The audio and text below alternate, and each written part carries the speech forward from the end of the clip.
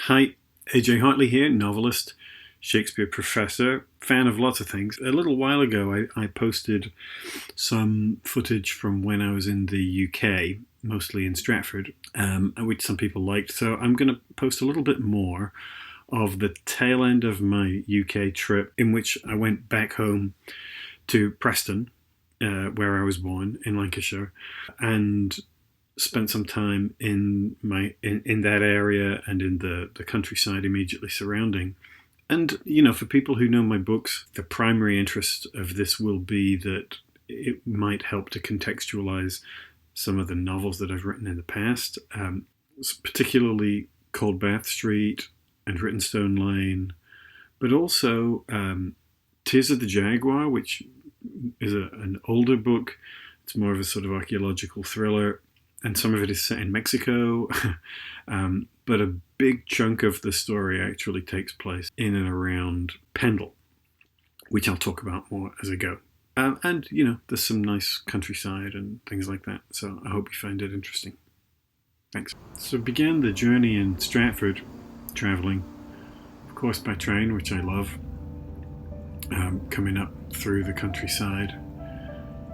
Something very relaxing about travelling on trains, and that's not just because I'm a railway nerd and modeler. I just like to just sort of look out the window and watch the world go by.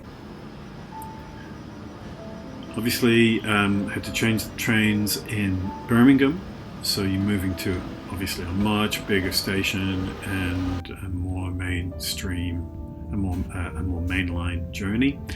And the landscape changes quite dramatically, obviously, once you come through Birmingham and start getting into a much more kind of industrial landscape. And a lot of this is like places that I grew up, right? A lot of the northern parts of the country were made mostly in the 19th century on the backs of the Industrial Revolution. That said, of course, coming closer to Preston, there's also still a lot of countryside. It gets a little more hilly. And we get to Preston. We're in Preston, and it is somewhat predictably raining. So if you've read Coldbath Street, you'll know a lot of it takes place around the railways around Preston. This is the main central railway station. And a lot of the high street downtown has changed quite a bit. This used to be really, really busy when I was a kid, and now it's a little quieter, though I think it's a bit nicer than it was last time I was there. And I was here in part, Hartley's bar, and I was here in part to do a book signing here at Waterstones, which I actually worked at shortly after I was in Japan, before I went away to the US, so it's late 80s. It's the Harris Museum and Art Gallery, also features in Coldbath Street. There's a particular painting there. And of course the obligatory phone boxes down the side. I don't know if anybody still uses them. And the market. And here's one of Preston's most famous sons, Wallace and Gromit. Nick Park is from Preston.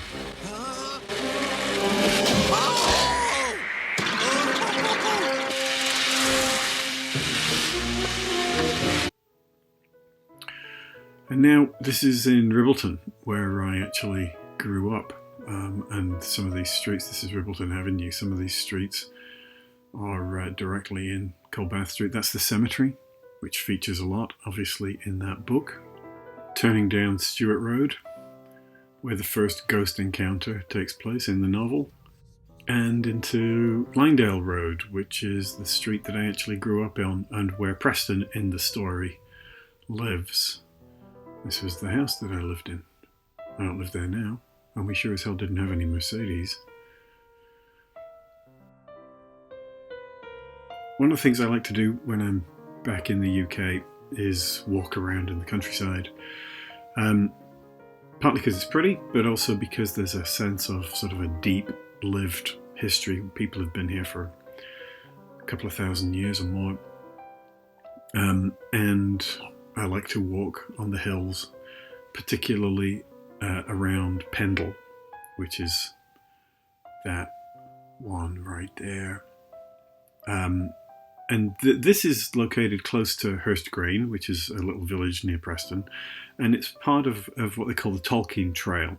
J.R.R. Tolkien supposedly used to walk around here when his son John was at Stonyhurst, close by, training to be a priest, and so there are a lot of little walks and things which seem to have inspired his representation of the areas around Hobbiton and the Brandywine.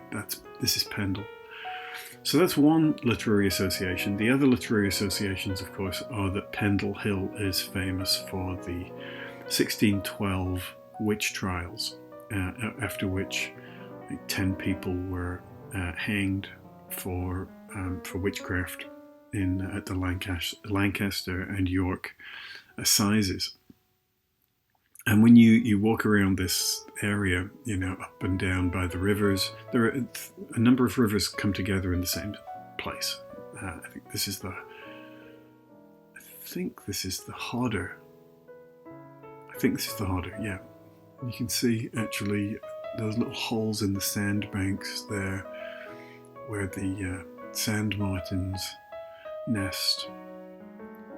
And there are these beautiful old trees, and you see what I mean about it having a very Hobbiton kind of feel, such as may have inspired Tolkien. And always there is Pendle. Pendle always tends to loom. It always seems to be a little darker and greyer than everywhere else. And I think it's easy to imagine the climate of anxiety and fear in the 17th century, when there were people who believed in witchcraft and such. If there are witches, this is where they would live. But it's also, as you can see, quite idyllic, and makes sense that Tolkien would draw on this for his representation of, the homeliest part of Middle-earth, complete with party tree. And the little walks and streams and things that young Frodo is in love with. And the idea of the river crossing where the Hodder and Ribble under the shadow of Pendle meet is part of the idea of the Brandywine River, supposedly, which you can see on the map here in the left, as being a feature of the landscape. And particularly the idea of the Brandywine Bridge, which is supposedly modelled on this, which is traditionally called Cromwell's Bridge, because Cromwell crossed it on his way to fight the Battle of Preston. Though the bridge is actually much older than that. It's a medieval pack horse bridge. And there are always sheep. Then at the end of this walk, it comes out behind Stonyhurst College, which is, as I say, it was a Catholic training school for priests when Tolkien's son attended it. Now it's just a private school, co-ed school. Parts of it are Elizabethan. A lot of that is still under reconstruction. Pretty impressive structure.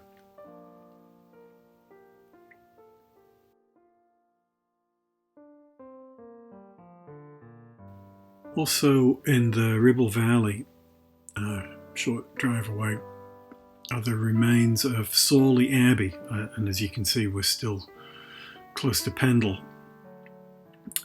That's the hill in the distance, and Sawley Abbey was a 12th century Cistercian abbey,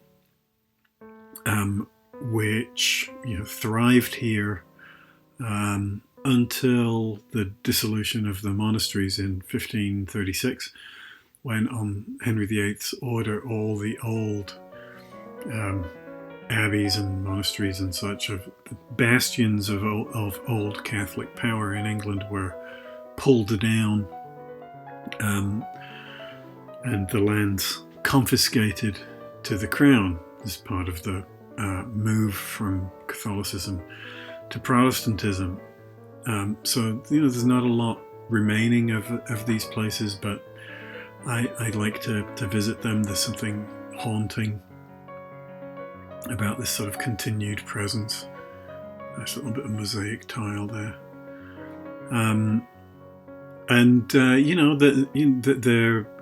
This is a Grade 1 listed building. It's maintained by English Heritage, but as you can see, there's nothing there, really. So people wander around, and again, there are sheep and what have you milling about. But it's just that sense of the pastness of the place that lingers. There's my mother in the corner there. Yes, there she is.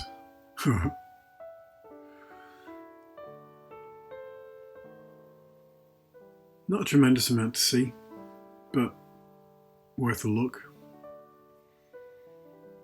The best preserved part, actually, is this little latrine complex where the monks used to go to the toilet, and maybe as a result it continues to flower.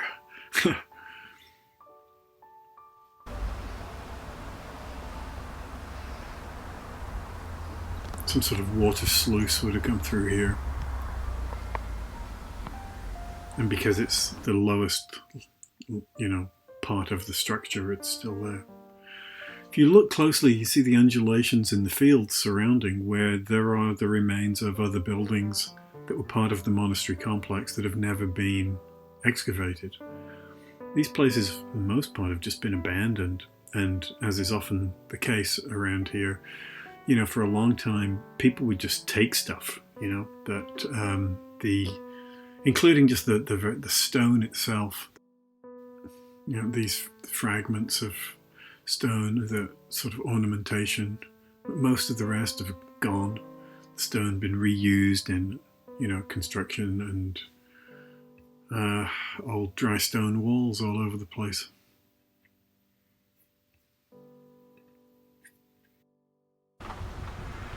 Now we're in Downham.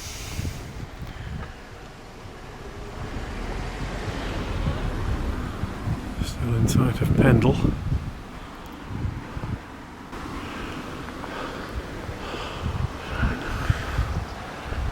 There's a little country church.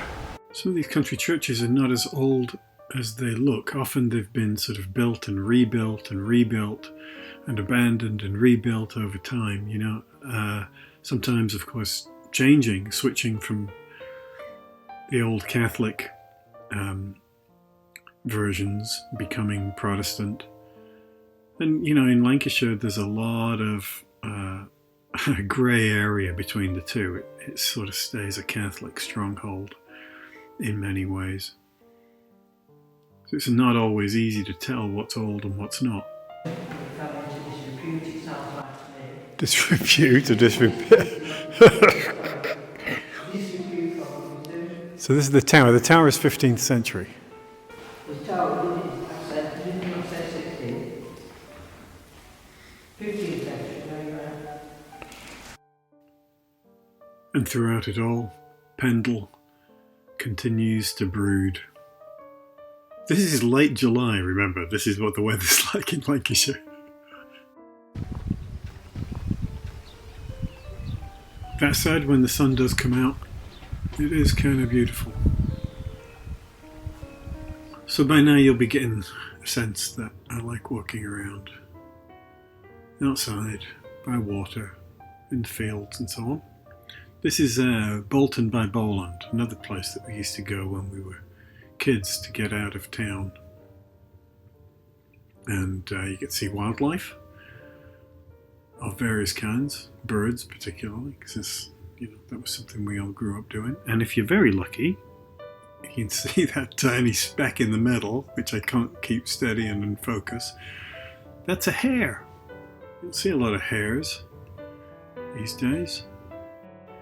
One of the great things about England is that there are these footpaths everywhere that are part of ancient common law built into the sort of fabric of the country. And against, so even when lands get bought up and privatized, there's still public right of access within certain sort of restrictions.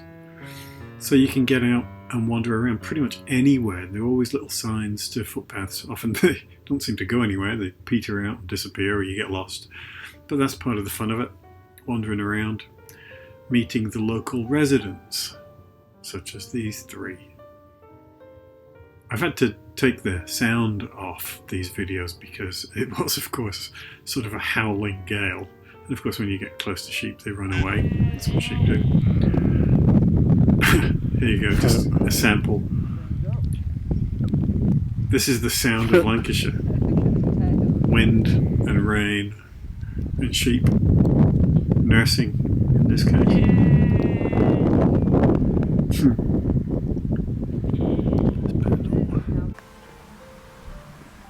And always Pendle.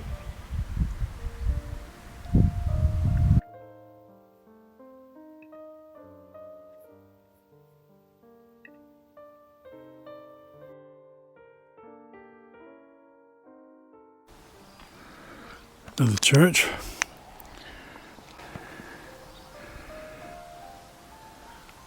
This is Bolton by Bowland.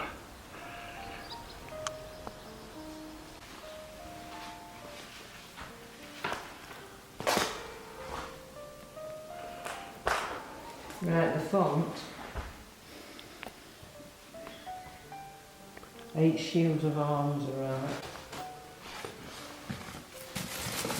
So, what's the name on it? Sorry? What's the name of the person?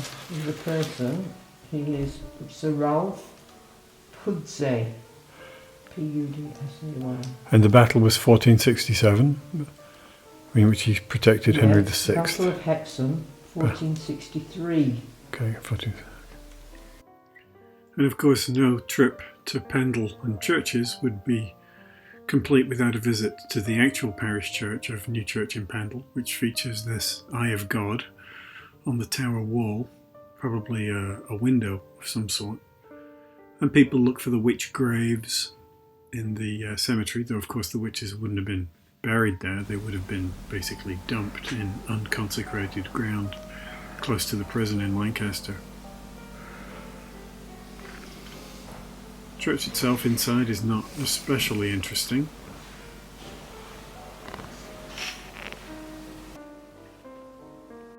Next stop is Clitheroe and the castle. Clitheroe Castle is very small, very simple. It's mostly this. It's a keep. The keep is Norman, I think 12th century or thereabouts. Basically a single, very heavily fortified structure,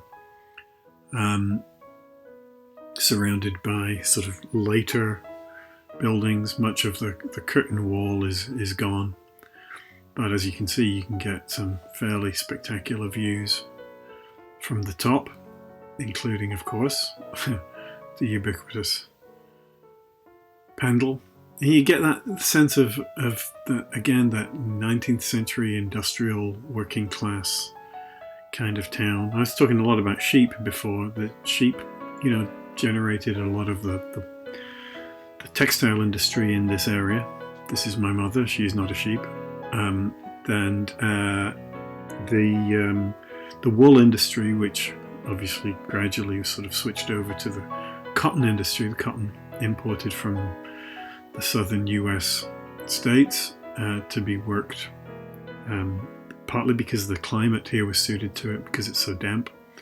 And so the textile industry took off and drove the Industrial Revolution throughout this area. You see from the castle buildings that some of them are considerably later, since people have lived here for a long time, though at various times the castle has fallen into disrepair, or disrepute, as we might say.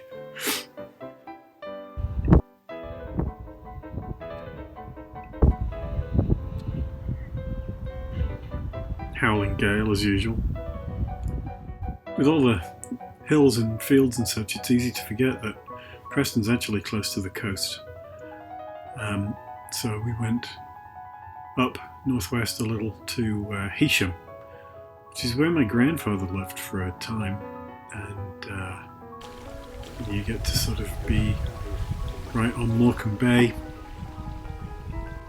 And Heysham's really interesting because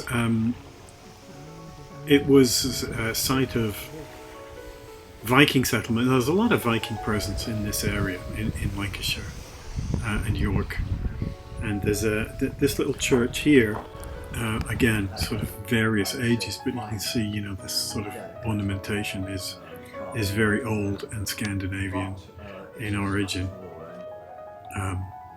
And again, you know, these churches have been sort of cobbled over the years from, you know, really quite old early Christian settlements, and then sort of developed and expanded and knocked down and rebuilt over the years.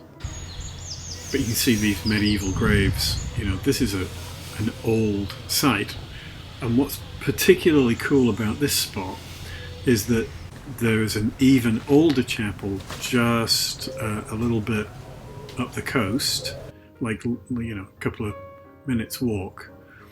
There's very little of it remains, but it's believed to be 8th century, so very, very early as far as a Christian settlement is concerned. And it contains these kind of amazing graves carved into the stone itself. Obviously a site of pilgrimage, early, whether they were clergy or saints or whatever who were buried here. And it was recently used by Black Sabbath as an album cover. Meanwhile, my mother is amusing herself by listening in on other people's conversations. What? Why they start building things and don't finish them. Part of the base of an old cross there. And again, more of those stone carved grave sites. Pretty remarkable.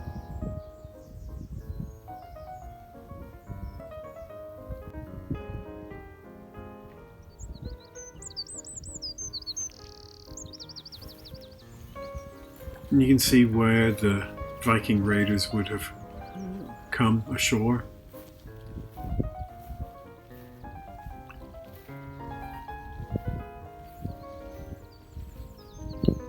Old places. Oh, that's the port. Right. There's the port over there and the power station.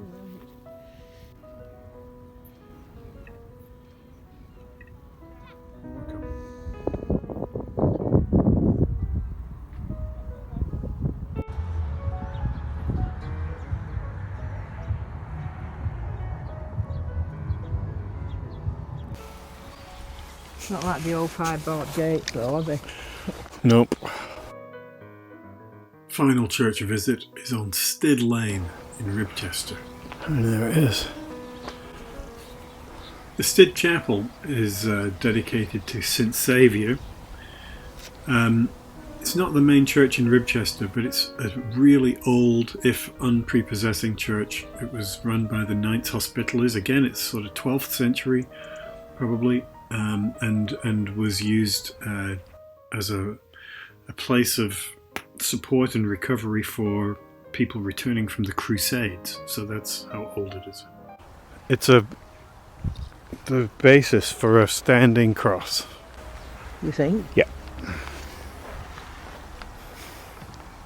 Look at all these names though. Those are not recent. No. Are they? No. 1730 something. Well,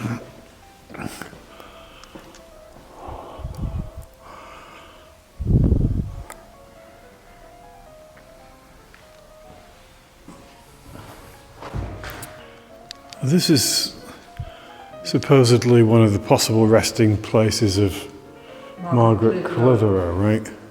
I don't understand why, but that's the story. Margaret Clitheroe was a Catholic martyr pressed to death in York in the 16th century. That stone that we just showed with the cross on it is traditionally where she's buried, though why she would have been brought from York to here is not entirely clear. I mean, a lot of things about this church suggest, again, Catholic sympathies even when the church was nominally Anglican. 1190 for these blocked up doorway. Sorry? You said 1190. Yeah. What about the font? I've not come that far yet. Apparently during the Great War, Stonians did a big dig here, and they couldn't determine whether the building was Roman or medieval, whether its purpose was secular or religious. Guesses as to its function include a Roman temple to Mithras or an early Christian basilica. And they did further modern technique excavations in the 70s and 1970s, found nothing. I don't know if you heard that, but one of the possible origins for this structure was that it was a Roman temple. That might sound preposterous, but Ribchester was a big Roman settlement, as you would know if you've read Cold Bath Street. And I'm fascinated by the way these buildings are sort of repurposed and religious ideas of one kind or another continue through time, even though they're constantly shifting.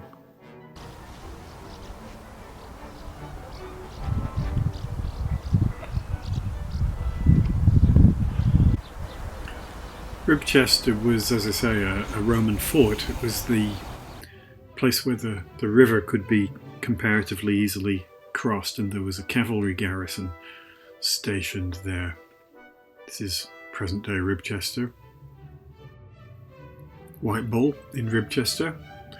Those columns supporting the structure, the building itself is 18th century, but it's believed that the columns themselves might be Roman.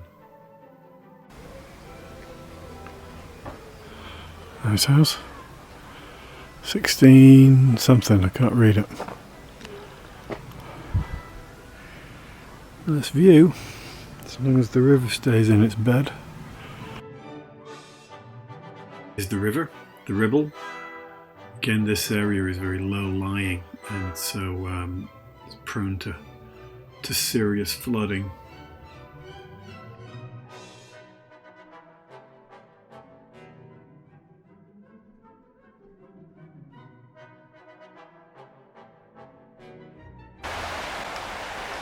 I like us to keep an eye on the height of the water. Houses around here often flood.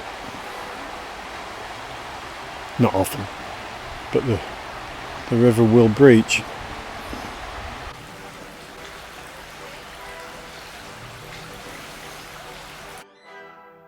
At the end of this little path is the old Roman bathhouse. It was part of the cavalry barracks. It's been here a couple of thousand years. You see the little floor supports where the air from the furnace would be, heated air would be blown under the floor to warm the building. Much needed in Lancashire. Soldiers come down those steps 2,000 years ago.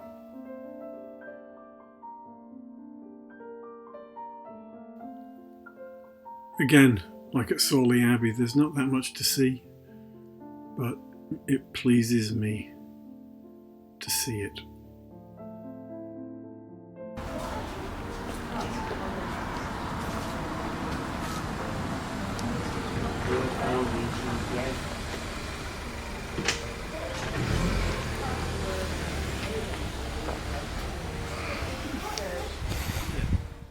I know this is a weird little video. I don't imagine it will be particularly appealing to a lot of people, but it's where I come from. It's what I miss. It's what I do when I go back, and I haven't been able to do it for a while. So, and this stuff informs a lot of my writing.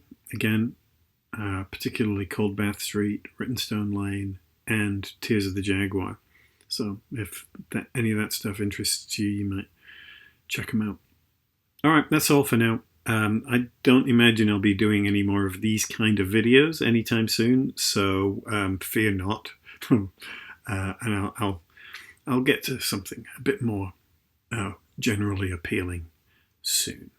Thanks. Cheers for now. Bye.